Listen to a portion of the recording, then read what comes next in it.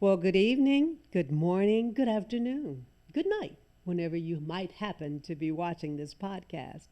My name is Marvinetta Woodley Penn. Sometimes I say Marvinetta Woodley, sometimes I say Marvinetta Penn, but my name is Marvinetta Woodley Penn, and I'm standing on that. And this is All Stories Matter.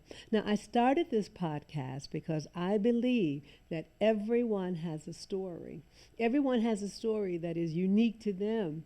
And no matter when you tell that story or you realize that story, whether you're 6 or 60 or 106, it is your story. And I think it's so important for us to recognize the episodes, the moments that make up our story, and be willing, unflinchingly willing, if that is such a word, unabashedly willing to tell somebody that story, to say, sit down and listen to my story because my story matters. Yes, your story matters. And all the people around you, take the opportunity to allow them space to tell their stories if you would please. Today, I have two very special people who are part of my life now. I'm claiming you. I did part one of their story about their amazing daughter and their relationship, about their family. I feel like I know their families also. And our time ran out in the first episode. And I was like, we just have to do this again. It is such an interesting story. I could probably do a 6-part series on the entire thing. But I am going to get out of the way so that we can hear more from Gabi and Dean on their story. We talked in the first episode about their life to now. And we're going to pick up where we left off. We might go back and we're going to move forward with the COA Fund. Tell me how it came to be, wherever you want to start. But I want to talk about all of the events, all of the traditions that you have started. We want to hear all about it. So, who wants to take it away? I think Dean is chomping at the bits. Gabi and I have been talking, and we're going to get back to those conversations. But where would you like to start, Dean? Well, with our focus for today kind of being the COA Fund and how did that come to be, out of the tragedy, out of the trauma, how did we get to the COA Fund? And, I'm recalling when we were in the hospital for almost 2 weeks, we were already thinking about how do we carry forward this amazing legacy? How do we carry that forward into the world in a meaningful way that helps us heal and helps others heal as well? We had thought from the beginning, it needs to be some kind of nonprofit. It needs to be some kind of thing that engages children in the things that interested COA, her passion for art, her passion for social justice and identity acceptance, and but we were a wreck. Yeah. We were an absolute wreck, and 3 months in, we were into COVID, and the world changed while our world had already changed, right? Yeah. And we were just trying to help each other stand up, right? And get out of bed every day. And so we spent that better part of that first year just being together and just letting the grief be there. I mean, I would say at that time it was honestly just getting through a day. Yeah. I Right. hear you say that, even in the hospital, we did talk about a legacy, but language around carrying forth the way she is and that sort of thing. The truth is that wasn't part of those conversations, right? Right. It's so much now a part of our conversation. Right. Then it was. It was moment by moment. Yeah, I mean, How it can we was. even I take our remember next breath? We were in Zaria. You know, she stayed with us for quite some time. She took a bunch of time off of work, and she stayed Zaria with us. is your daughter. Our eldest daughter, older Zaria's big daughter. sister. I mean, Yes. COA's big sister. Yeah. And for the first X amount of time, we would make a list of one thing to do the next day. Yes. But what we were really focused on at the beginning was what we called the original Sunrise Gathering, right? which was COA's her celebration of life, and we called it the Sunrise Gathering.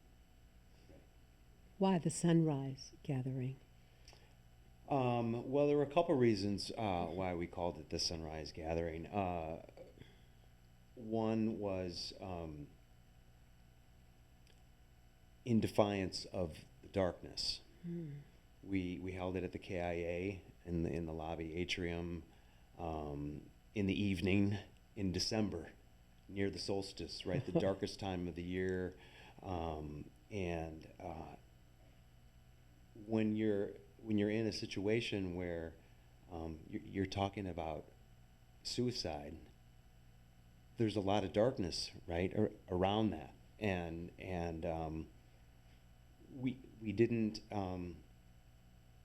want to dwell on the darkness, you know, because even within that, we were finding light, and so that is one reason. And then the second reason was because a few months before COA's passing, the three of us were making our way back into town from Gull Lake, and it was in the evening, and as we were driving, COA was sitting in the back, and I know exactly the spot where it was. She said, you know, look, Mama, look, Daddy, look at that sunset. This happens every day and every morning, and most people don't even pay attention. And so it was in honor of that too. Yeah. And because for her, and we've sat with this comment for years now. Yes. And we understand that for her, it was more than just the beauty of this moment. Yes, it's about the beauty of this moment, but more than that, it's about being present. Yes. Being present in the world, right? Paying attention. And for a 13-year-old to have that kind of state of mind, to make this comment about the human condition, and that so much beauty blows right by us, right? Because we're always thinking about our to-do list and what's next and what do I have to do tomorrow, and we need to hurry up and get home because there's this to do and that to do, and there's so much that we miss. So the Sunrise Gathering was about light, not just darkness. And it was about being present in the day and seeing the gifts that the universe gives us all the time, and the beauty that's around us all the time that we don't pay attention to. She was very perspicacious. I like to use that word. When I have my girls' organization, Global Girls, I try to give them a word every session. And I remember being on the bus with my son, and this lady says, and he was talking about the clouds and the way they were forming and what they might be saying to one another, little boy. And a lady says, oh, he's quite perspicacious. And I'm like, I like that word. I'm going to use it. But that's being able to see beyond what most people can see and find meaning in it. She was able to see that, and to be so young. She was thinking way beyond her years. She had an old soul that she, I think, inherited. Well, and that didn't come without its own complications, right? Having that kind of vision from so little. The light and the dark. Was, and having to deal with this as a teenager, as a young person, in a young body, still living in a young environment. And you have this ability to see beneath the layers, to go way deep than your peers. That's something. Yeah. Ooh. So we called her her celebration of life the Sunrise Gathering. Yes. We invited people to come dressed as the sunrise, whatever that meant to them. Oh. When COA was little, I mean, she passed when she was 13, so it's so, you know, she was young. But when she was even younger, she would lay out her clothes for the next day, and she would come out and she'd say, "Look, Mama, I'm a starry night sky." Or I would come in and say, "What are you going to be tomorrow?" And I'm a field of flowers and I'm a sunflower. And so because of that, we invited people to come and Yes. dress as a sunrise, however they interpreted that, whatever they wanted to do for that. And it was an interactive event. It was, Dean and Zari and I told stories, COA stories, but we also served food that were some of COA's original recipes, because she had auditioned for MasterChef Junior, and so she had developed some of her own recipes, and we had people folding paper cranes, because that was something real core to her with a project she had done at school, because she wanted to focus the whole thing on hope and people coming together to help each other out. So we did that. We had a display of her artwork that people could interact with, a little tableau with some of her creative things. We had videos that she had produced. Yeah, it was like a festival. It was, what, 3-4 hours? I don't know. It seemed to just... It was long. Yeah. Awesome. Yeah, and and the last thing that we did is the whole entire room of, I don't know, 400 or 500 people stood up and we danced. It was unbelievable, to close an event like that with joy. We talked a little bit about free play and joy, right? Those Yes. are COA's 3 ways of being that she chose for herself on her Girl to Goddess weekend with Gabi for her 13th Girl to birthday. Goddess. And Remind me to come back to that, please. and we built the Sunrise Gathering around free play and joy, with joy being last. Ooh. And Joy to the World is the song that we dance to. And that sort of set the tone for our moving forward, right? Well, it set the tone, for example, in a way, like you started walking at sunrise. It became, for 2 years, 2 years, you walked every day at sunrise. Someone who you weren't walking before that. I wasn't walking like that. I wasn't getting up in the morning. I was a night person. I was the kind of person who would get out of bed 20 minutes before I had to go to work. That kind of thing. And now, we go to Argentina. I'm thinking about the Sunrise Gathering.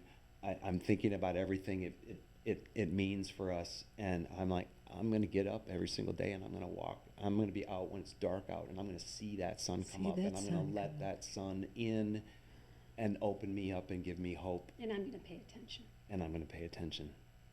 Yeah. Yeah. So, in terms of the COA Fund, right? So we knew that we wanted to do.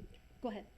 Is there going to be a sunrise celebration this year? Yeah, so now, after we formed the COA Fund, jumping ahead. So we're going to come right back to that. No, Okay. No, we're good. Because I am so looking forward to coming dressed in my concept of a sunrise. I have no idea what that's going to be, but... Yeah, so the Sunrise Gathering has Sunrise become our primary fundraising event. So the COA Fund is a donor-advised fund within the Kalamazoo Community Foundation. And by its very nature, we're not an organization that does programming. We are a fundraising organization. Also, you could call it a giving circle, this concept of a giving circle, right? So people create these donor-advised funds, typically in honor of someone else, a family member. Yes. And so they raise funds and then give those funds to charities that are in alignment with that person's legacy, and so that's what we do. And so the Sunrise Gathering has now become our premier event that we do every year, and we do it in December, just like we did before, during the time of darkness, during the time Christmas and New Year's holiday. That time of year is filled with joyful things that we know also a lot of people struggle with. And there is a lot of darkness in the midst of these holiday celebrations, for a lot of people. And so it ended up, it's good timing. And And so that we do it again. We do this festival every year, and it's 3-4 hours, and we do food, and we do interactive things, and we do video, and this is from our sunrise gathering last December called Soundscape. Yes. And our theme for Soundscape was all around paying attention, being present, and specifically looking at sound. And what sounds does the world give you every day? And are you present with them? And how do they move? How do you move through that during the day? So we created this sort of before light to after light experience for the Sunrise Gathering. And we invited people to explore that as community and to explore that individually, Yes. this idea of being present in what the earth gives you, right, each day. And I think it's important to say that anything that the COA Fund does in terms of our fundraisers, basically, it's all rooted in COA stories, specifically stories around COA when she was here physically in her body. Yes. And it's also important for us to say that when we were trying to figure out what we were going to do, what kind of an organization we were going to create, we made the conscious decision to focus on how COA lived when she was here in her body and not the manner by which she departed.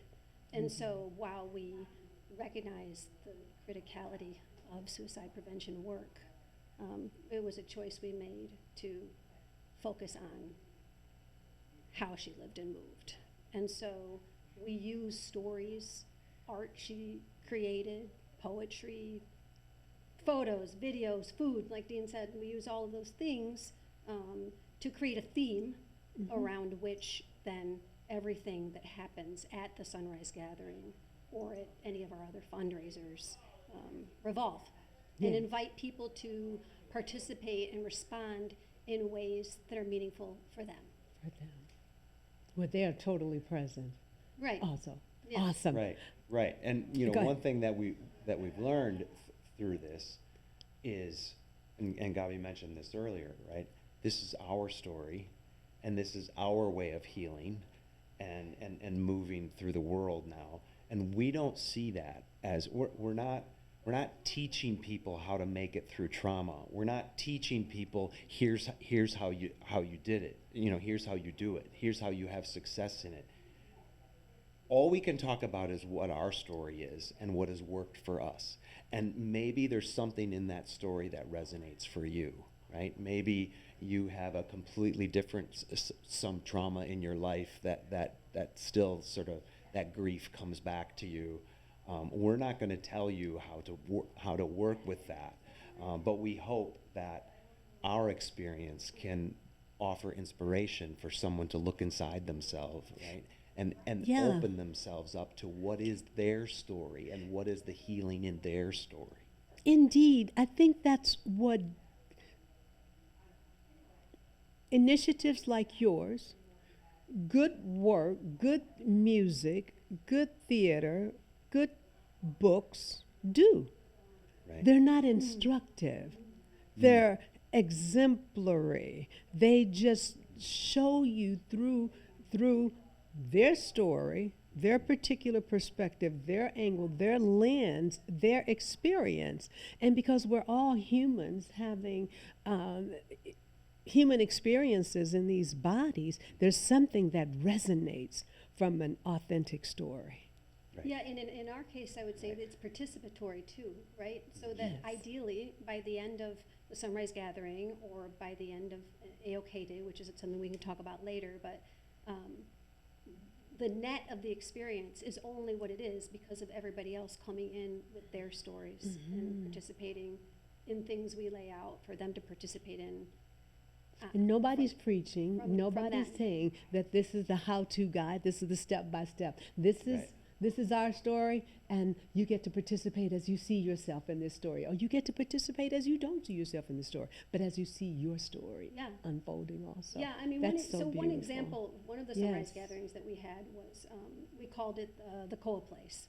Mm-hmm. And we called it the COA Place because right after COA's passing, in Argentina, was that we created the first COA Place around Christmas time. And we called it, I can't remember who dubbed it a COA Place, but It was a little space where, as people found things or things we had brought, it started centering around this little collection, this little tableau of things that are so COA, you know, like a special rock or A thumbie from the hospital. yeah, this is COA's thumbprint. Bronson gave us a bunch of these. Yeah.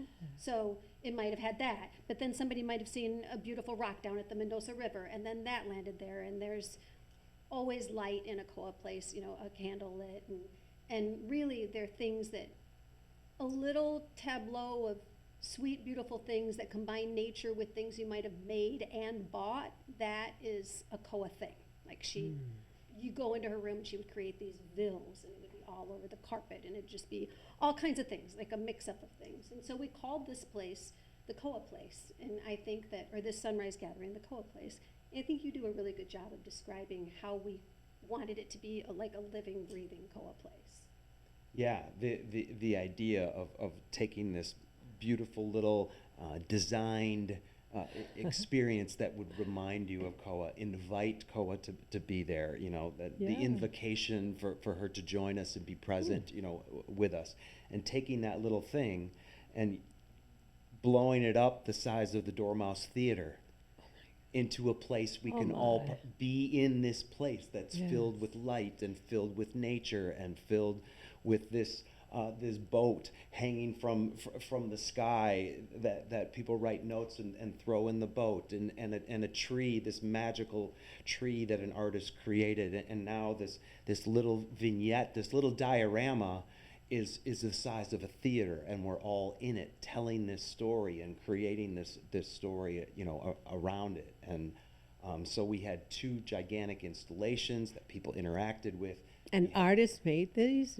Artists made these things? Yeah. Local artist Eric Burton did the big origami display, which is, you know, I told you origami, we had that at the regional sunrise gathering. And then when we did a call for artists, and Eric shows up, and he is a master of origami and many other things. Like large scale origami. Yeah, so it was an origami boat like this big, and then there was a question that said, what bravery inside of you needs to be set free? And so people would write it on their paper and create an origami boat, and then chuck it into the boat, so that everybody's dreams together. of bravery were sailing together. Exactly. Sailing together, dreams of bravery, sailing together. Yeah. What a I don't know that wonderful concept. Maybe we've talked about it, but COA's name means brave, fierce warrior. Although she would correct me and say warrioress, mama. But, and so the overarching theme within the COA Place Sunrise Gathering was bravery. And so we had also Janelle O'Touche here in town as another artist, and she did a truly life-size COA Tree of Dreams, was what it was called. And there were these interactive elements where you could write, what's the bravest dream you can dream for me? And people would then drop it into these jars. Little lanterns. Which actually were old. We always have a candle lit for COA from when we wake up in the morning. We wake up, we light it, we say good morning, we blow it out when we go to bed. And so we had hundreds of these over the years. And glass cylinders. So we cleaned them out, and then she spray painted them and put wire on them and hung them from the trees and put fairy lights inside of them, also another COA thing. And we invited people to take them home, and they could take out the paper and see what somebody had dreamed for them, and turn on the little fairy lights and hang it in their own home. So beautiful. It was beautiful. Oh. And so another thing we did was we asked people who wanted to come and share a story of bravery, whatever that meant for them. Right. Like, so we used the stage at Dormouse, Yes. and we invited people to come and tell stories of bravery. Now that story could be just a story like we're talking now, Yes. or more formally spoken word, or poetry, or singer-songwriters, or a little performance. We had a lot. We had somebody do read a poem he had written while somebody else did a live painting while he was reading the poem. Did you record? Did you have a videographer? Yeah, we at do these have gatherings? some. That's one of the things we need to level up on as an organization, is capturing the beauty. Because I see this in my mind. I need to see all it. Of these things that we do. Yes. So you know, we all told stories too as part of that. And one thing that we talked about on the way over that we wanted to share with you, and this is a little bit of jumping back a little bit That's in fine. the That's fine. timeline, but Yes. the story that I told that day during the COA Place gathering, we call the Reiki story. And I don't know if you know much about Reiki therapy, but you want to talk about it in quickly, kind of what, just for context for listeners.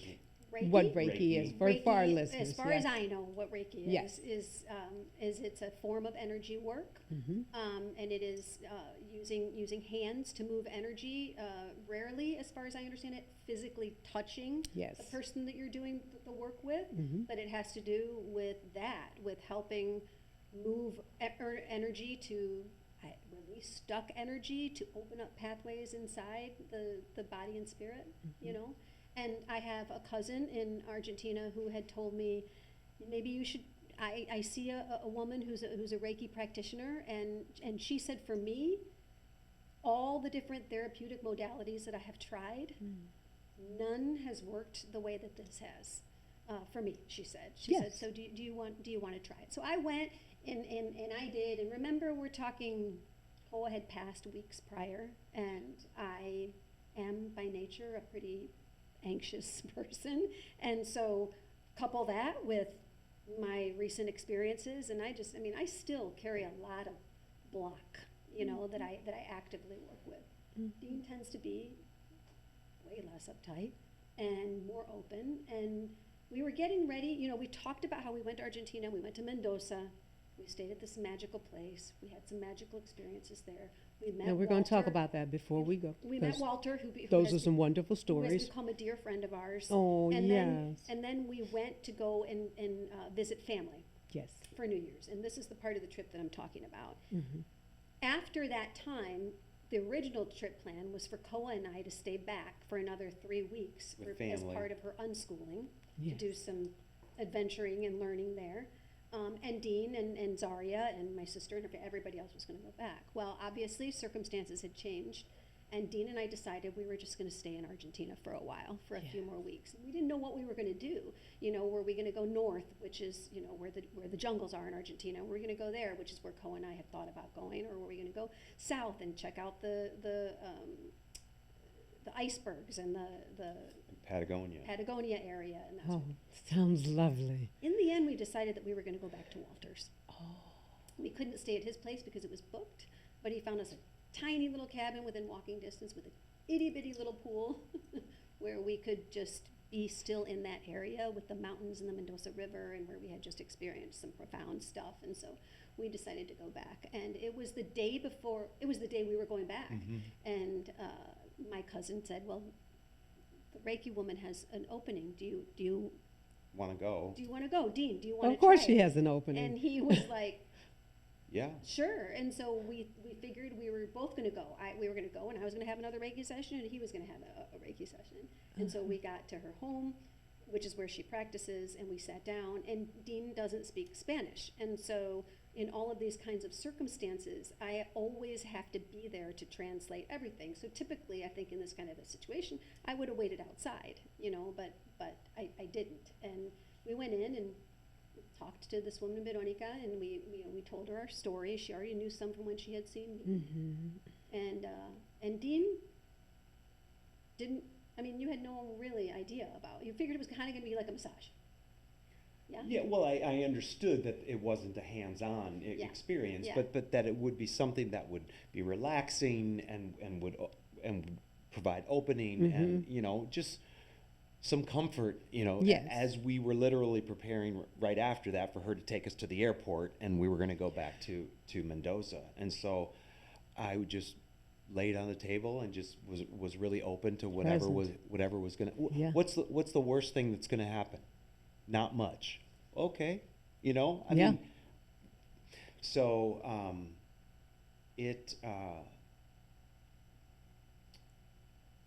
it was the most amazing experience of my life by leaps and bounds. So I'm translating Yeah, and so Breathe in, breathe it out. begins with the normal thing like you would for a massage. You know, breathe, relax. You know, yes. that whole deal. You know, breathe, calm your body. You know, getting you to rest. And so I went with that. And then for the first part of the of the session, I was just relaxing, relaxing, relaxing, relaxing. And as I was on the table, just sort of feeling my body, right? Yes. Feeling the tension leave my body and feeling it soften, right? When you, you know, someone, you know, when you're doing Shavasana at the end of yoga, and you're calming, and they say, you know, relax your face, relax your cheek, and you can just feel it, you know. And when you get to that place, it just feels so good that you can let your body go and relax. And during this, I began this sort of cycle of 4 or 5 times when a little voice inside my head said to me, Dean, you can open more, you can relax more. And every time that little voice would say that to me, I would feel like I was softening. And it got to the point where by that 3rd and 4th and 5th sort of time of this happening, I felt my body, I felt as though I was quite literally sinking into the table. And by the end, I felt like I was sort of submerged into One with the table. into the table, right? Which was quite amazing in and of itself. And then she said that you know we were done with the experience, and just relax, take your time. We're not in a hurry. And I was still laying on the table. I opened my eyes, and I looked up to the ceiling, the plaster ceiling in this beautiful old building with brick walls and patinaed wood floor and this, you know, 200-year-old plastered ceiling. And I noticed that when I looked at the ceiling, I could see every little bump and crack and mark and nodule in the plaster on the ceiling. And I thought to myself, this shouldn't be like this. My eyes aren't that good. My eyes aren't bad, but there's no way I should have been able to see that ceiling with that precision. How tall were those ceilings? They were probably 12-foot ceilings. I mean, it was Minute it was a big details. room, and so I was curious about this, and all of a sudden, between me and the ceiling, I started seeing images of COA. Sort of, you know, in parallel with the floor and the ceiling, and they were sort of floating in midair, and each one of them was like a little animated GIF. So it was COA, and they were joy, joy, joy, joy. Every single one of them was head and shoulders, throwing her head back, laughing, flipping her hair, giggling, you know. There was no sound, complete silence. Just this immense joy in these images, and it was so beautiful. And then all of a sudden, they all started to fade away a little bit, and kind of you know, do one of those. And as that happened, it was like if you pour yourself a big glass of sparkling water or champagne, and you go to sip it, and that fizz, you know, tickles your nose.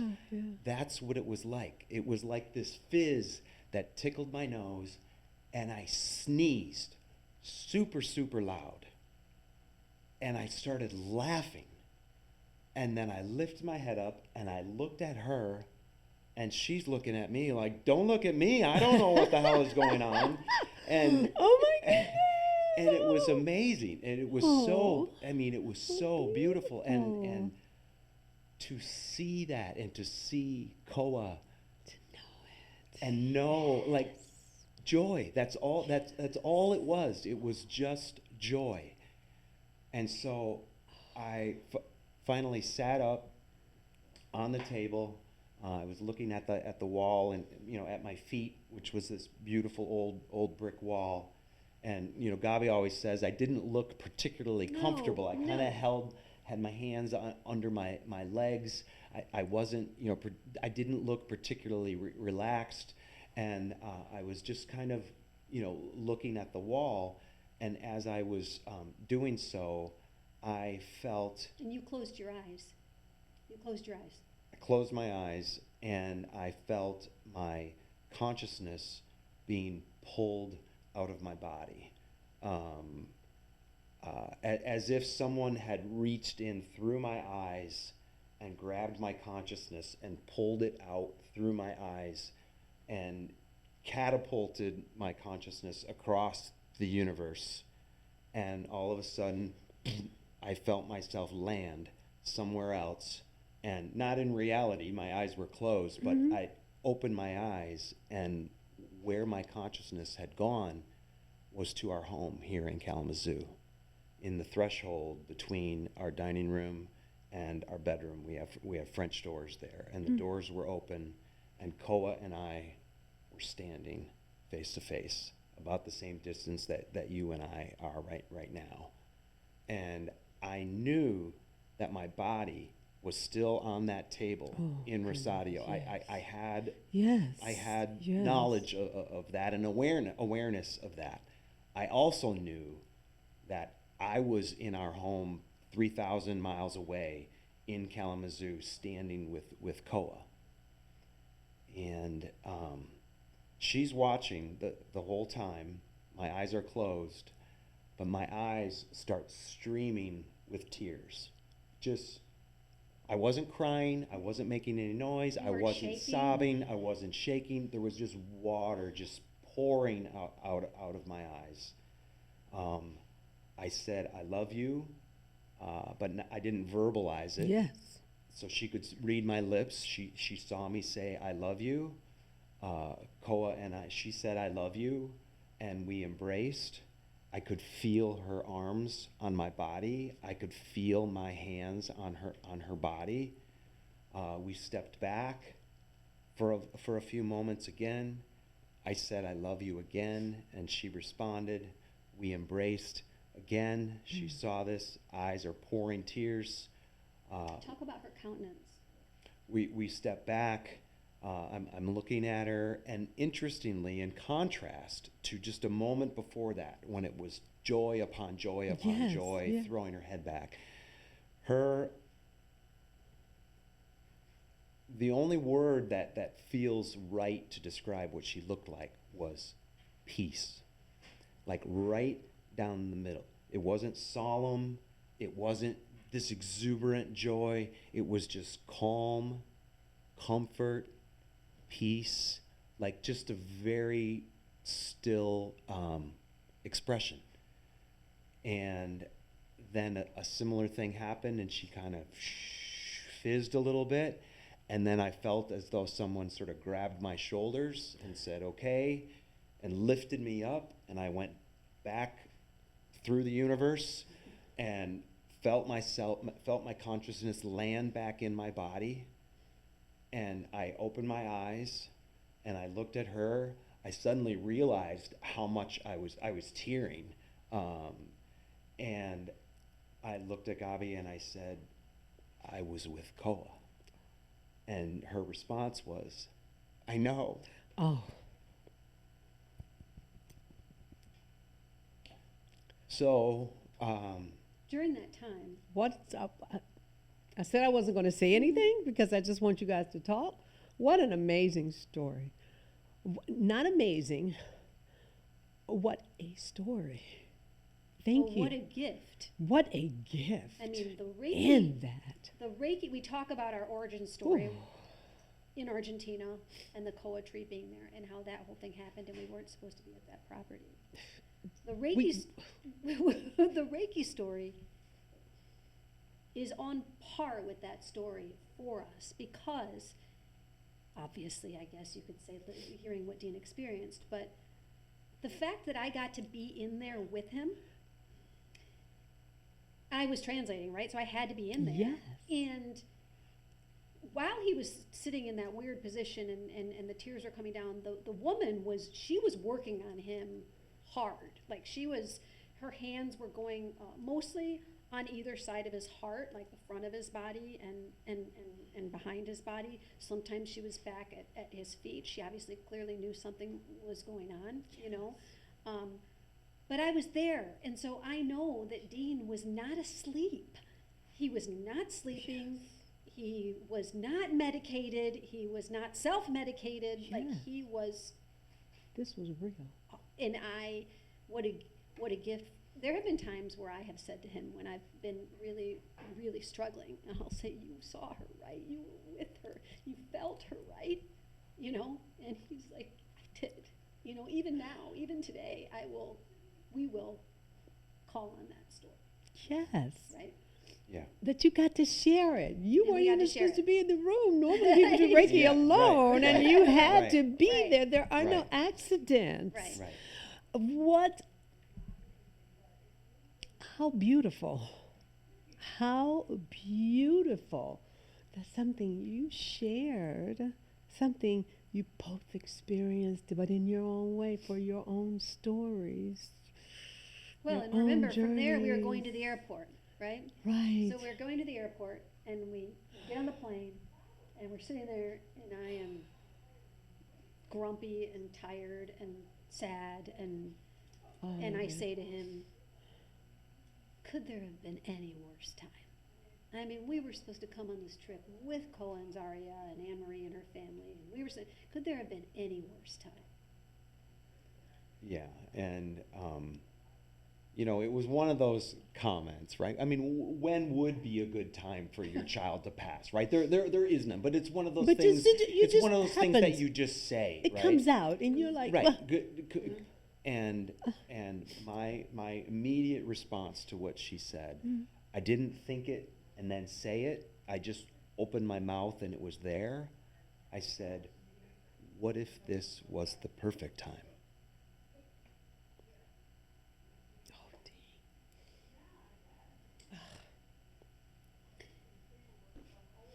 And I don't know, was I annoyed when you said that? Probably. I probably got really annoyed at You the were time. so tired. I think you really just closed your eyes and you were asleep before the plane got off the ground. But as we talked about it more, and as we've talked about it more, Yes. you know, Yes. the gift of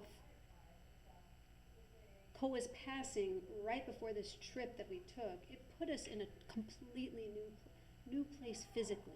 New language he can't understand. Yes. New geography, Yeah. right? He was meeting family members that he had never met, that had never met COA in her body, you know? And so we kind of, it wasn't like we were at home, like Mm-hmm. in a day-to-day kind of thing. And I thought that was in part what you meant. You know, like it was the perfect timing because we're going to be away from our normal world because nothing's going to be normal about our world. And nothing was normal anymore. about the setup for this trip. No. No. It was all like, what? One No. thing, and then, oh. Right. So what if it was the perfect time? Yeah. So those are the kind of things that we share, right? At a sunrise gathering, we always weave in our stories, not because they're going to necessarily be medicine for somebody else. Yeah. But you don't know, right? They are. How they might It was receive such it, medicine for me. where it might take someone else Yes, in their own indeed. healing that Indeed. they're yearning for, Indeed. right? Well, and anytime people shared their own stories, whether it's storytelling like this or whether it's via music or whether it's via poetry or like it's always that level of vulnerability and I mean it's always medicine for us. Yes. And for them. And for everybody that Right, hears it. like you said. Yeah, Like yeah. it's like a giving circle. Yes. Right. Woo. So many directions we can go in, but do you realize we only have 15 minutes left? I want to hear the story about the dog. Yeah, I mean it's good. I wanna It's hear. a Yeah. great story and Sure. so we talked about how Dean had started walking at sunrise. Yes. We talked about In- Dean starting to Mhm. walk at And sunrise. he had walked at sunrise for 2 years. And when we were in Mendoza, he And asked. I have hundreds of pictures of sunrise It's Oh. true. from every day. It's true. Beautiful. And so you Zaria asked us to go on a walk with you at sunrise in Mendoza. And we begrudgingly agreed, but then we had some frying down, and so we never walked with him at sunrise. We walked later in the day, I think. Yeah. Uh-huh. So I had never gotten up to go and walk with him at sunrise. And on this particular morning, it was October 12th of 2021. And Almost 2 years. After. right, almost 2 years Okay. after Coa's passing. And he got up and he was getting ready to go, and it's kind of like he was saying, it came out of his mouth without him even thinking, maybe it was the perfect time. This came out of my mouth without even, I was like, hey, can I go with you? And he said, what? Mostly, not because I didn't want her with me, but Indeed. because it was October, it was dark, It was drizzling. it was drizzling, it was cold, the streetlights were still on. I'm like, are you sure? Today? How of about all tomorrow days. or the next day? She said, no, I don't know why, but today. Today is the day, the I perfect don't know, time. I'd like to go. Can I? Sure, Yes. you can come with me, he says. Oh, So we're walking. It's dark. I mean, the street lights are still out, and Yes.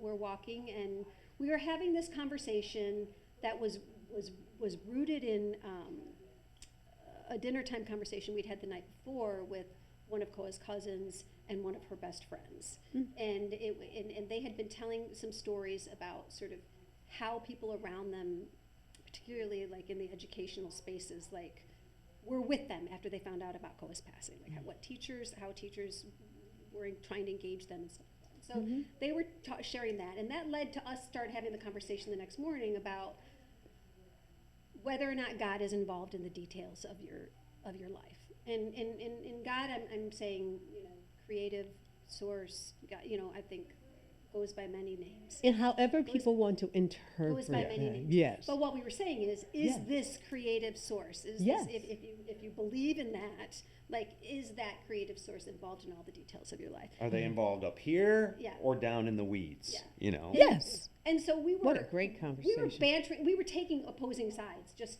For fun. Like Okay. we were taking Yeah. opposing sides. One of us took the God kind of creator stays up here 30,000 feet, and the other one was sort of making, all the books we had read and all the studying we had done. Well, what about this and what about this? Don't you think this? And so we were having this little debate. Yeah, and then all of a sudden, we feel this thing, and this dog comes right between us, pushes us apart, and comes right between us, and then plunks down, sitting, and looks up at us. And it's this. As if to say, I am the answer to your question. End of discussion. Right. Here's the proof. Drop the mic right here. Yeah. Meanwhile, Dean. I'm freaking out because I never had a dog. I never wanted a dog. It was a hard red line for me. I didn't dogs. growing up. Yeah. So it wasn't something I was comfortable with. She drops to her knees and starts petting and putting her arms around a pit bull And the dog. who's Who appeared out of nowhere. Who appeared out of nowhere, Yeah. and I'm freaking out, going, "What are you doing?" Dog's Germs. licking me all over. Dean is like, and so then Dean starts saying to the dog, like, hey, show us where you live. And the dog had a collar on, but no tags. Obviously had been on the street for a bit. Oh. And I was like, Dean, we got to do something. And he's like, well, let's just see. And he starts walking, and the dog walks after Dean, and he's like, can you show us where you live? And the dog's like, Oh, I'm here. I'm with you. I Come live with on, you. Let's go home.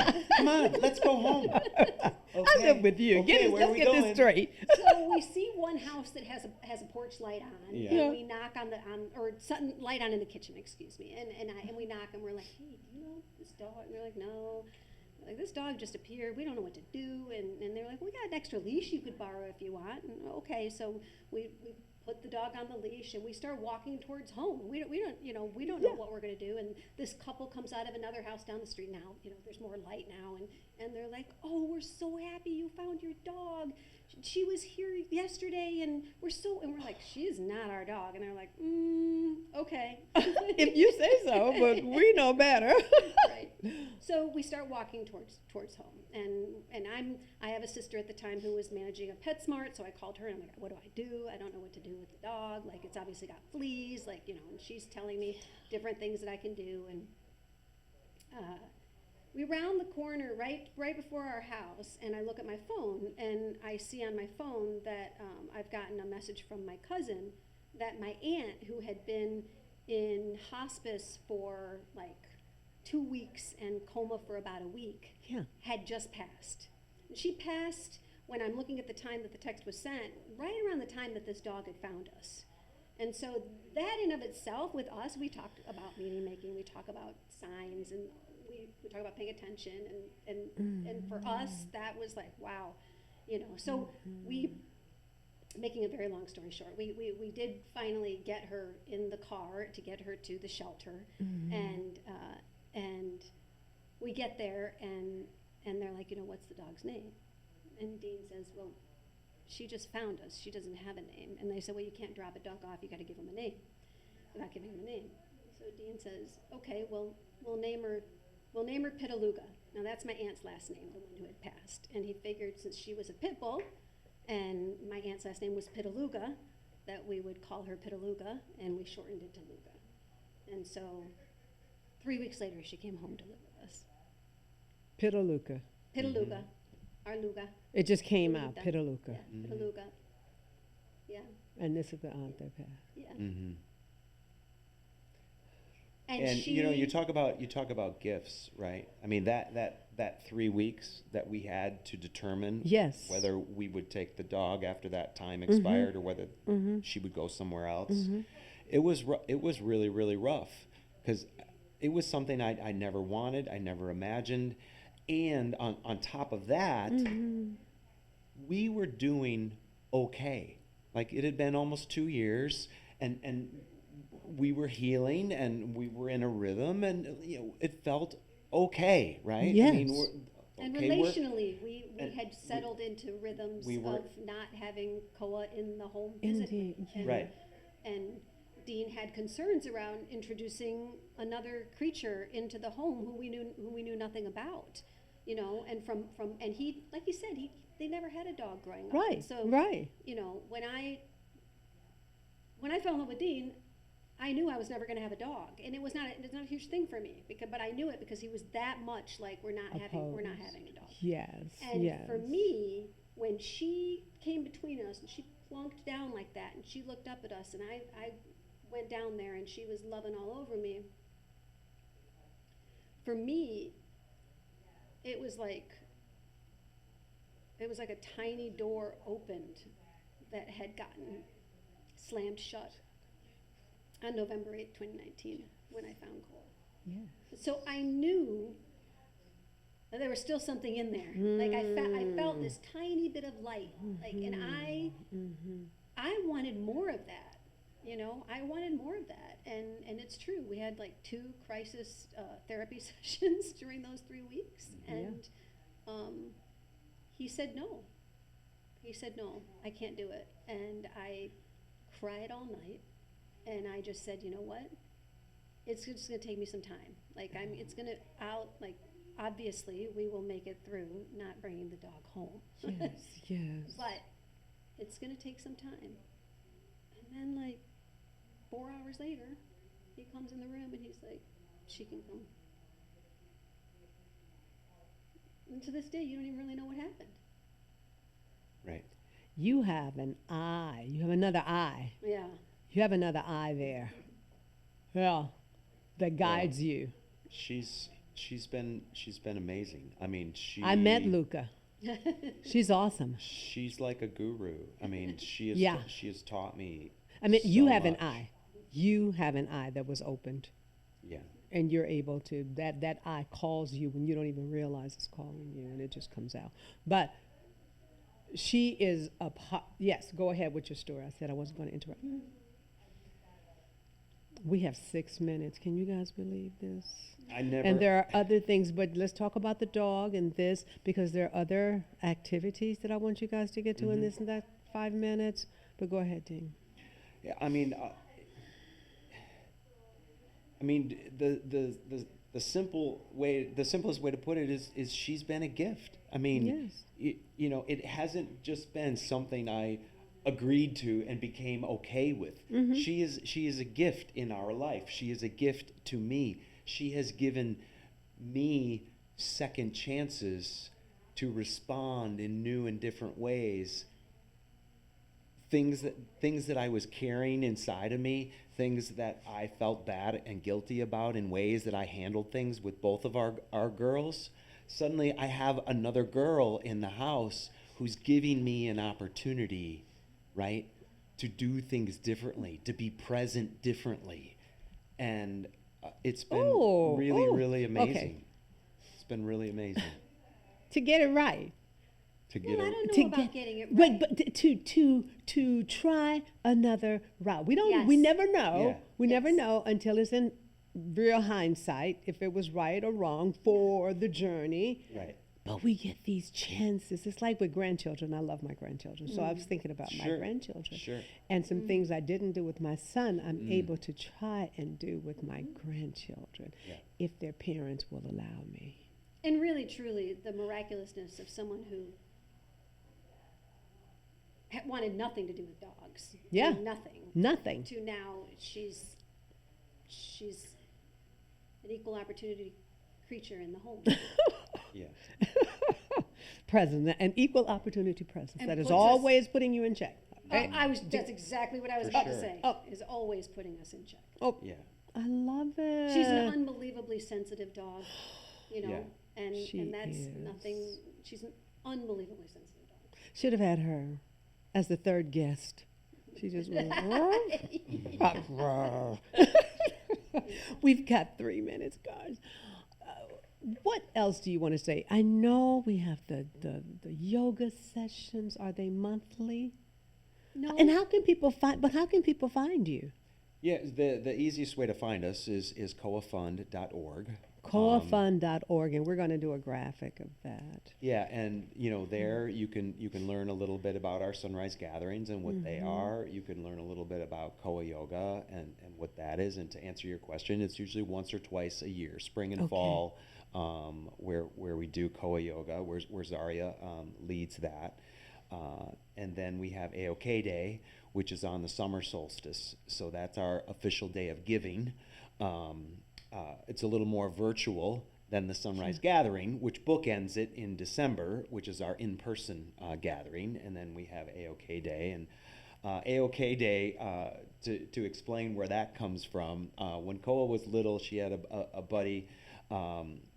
They were the younger kids with Zaria and Beatrice who played sports together, and so Charlie and Koa found themselves hanging out at practices and games Yeah. and so forth. And Both troublemakers. both troublemakers, yeah. And Charlie came up with the phrase KOA is A-OK. And so that became a thing for us, and so A-OK. For her. I That was love her it. platform when she ran for A-OK. president in 5th grade.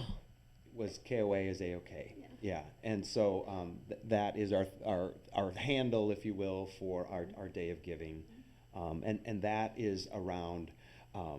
We tried to turn our day of giving on its head, because yes, we ask people to support us on that day, but we also give on that day. So we give gifts to our grantees, our friends, the businesses that the local businesses we frequent, our neighbors.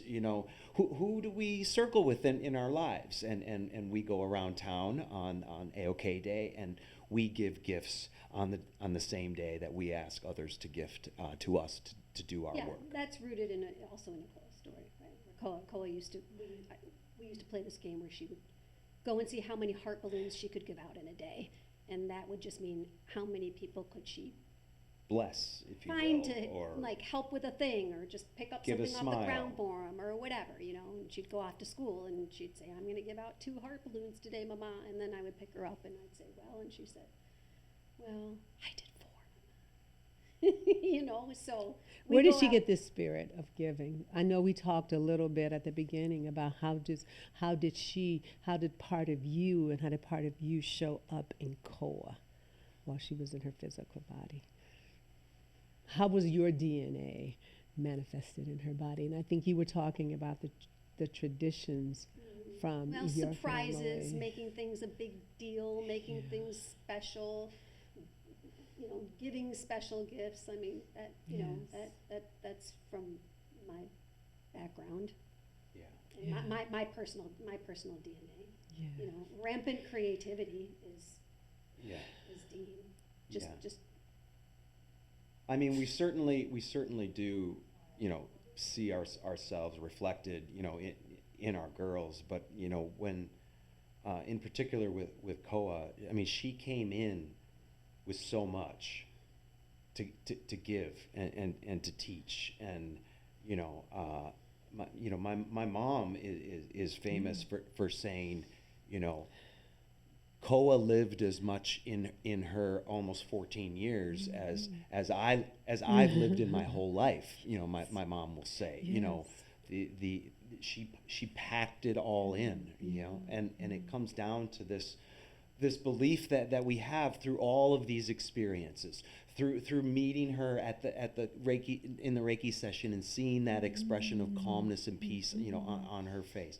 All these synchronicities that happen tell us that she was only meant to be here for a short while. That was the plan, for her, right? And in Yeah. doing so, everything we needed, we have found, right? We have found by following what feels true, by going to places that feel healing, by being present in the day, leads us down this path of discovery with new things, as well as this archaeological study back through all of her things, and it's all there. yeah, and maybe it's Yes. that's, and you talked a little bit about this in our first conversation, that maybe it's less about sort of like those things from you, from me expressed, but more just, we were kind of a good platform for her. Yeah. Yeah. You know what I mean? Like Yeah. encouraging. She gave us plenty to. She had lots of ideas. She came kind with of- so much Yeah. that was a part of you, but it was her personal expression of that. And we have come to a close. I want to thank you guys. Not only were they my guests, but they donated to my young lady who is going to Argentina. The COA Fund donated to Kylie. You guys put her over the top. I want you Well, to we know. donated to the program. You We donated to the program. You donated and- to the program. But it has meant so much to me to get to know you and to get to know COA in my own special way as part of my story. And I just appreciate you. And I ask all of you to take time to tell somebody your story, and also time to listen, to really listen, not just hear, not just go through the motions of hearing, but to listen intentionally to somebody else's story. Until next time, remember, all stories matter. Thank you.